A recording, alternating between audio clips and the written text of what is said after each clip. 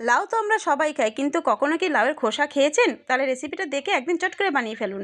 প্রথমে আমি লাউয়ের খোসাগুলোকে এইভাবে ছোট একদম আলু ভাজার মতো ঝিরিঝিরি করে কেটে সিদ্ধ করে নিয়েছি। তারপরে আলু ভাজাও দিয়েছি। আমি আলু ভাজাটা আগে তুলে রেখেছি তেল দিয়ে ভেজে, এরপরে দিয়ে দিয়েছি বাটার, তাতে দিয়ে দিয়েছি কালো জিরে ফোড়ন, শুকনো লঙ্কা ফোড়ন, পেঁয়াজ কুচি, রসুন কুচি, সমস্ত উপকরণ দিয়ে ভালো মতো 5 মিনিটের মতো ভেজে নিয়েছি লো ফ্লেমে। তারপরে স্বাদ অনুযায়ী নুন, হলুদ দিয়ে দিয়েছি।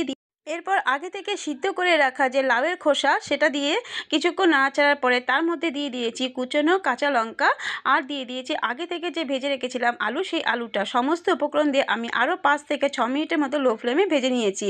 দেখতেই পাচ্ছেন আমার ভাজাটা প্রায় হয়ে এসেছে, তাই নামানোর আগে দিয়ে দিয়েছি স্বাদ অনুযায়ী চিনি, আর দিয়ে দিয়েছি কুচনো ধনেপাতা আর চিনি দিয়ে আমি আরও 2 মিনিটের মতো একটু ভেজে নিয়েছি। তারপর নামানোর আগে 1 চামচ বাটার দিয়ে একটু নাড়াচাড়া করে লাউয়ের খোসাটা আমি নামিয়ে নিয়েছি। বন্ধুরা, যদি এই রকম একটা রেসিপি থাকে তাহলে কিন্তু মাছ মাংস ছাড়াও এক থালা ভাত খেয়ে নেওয়া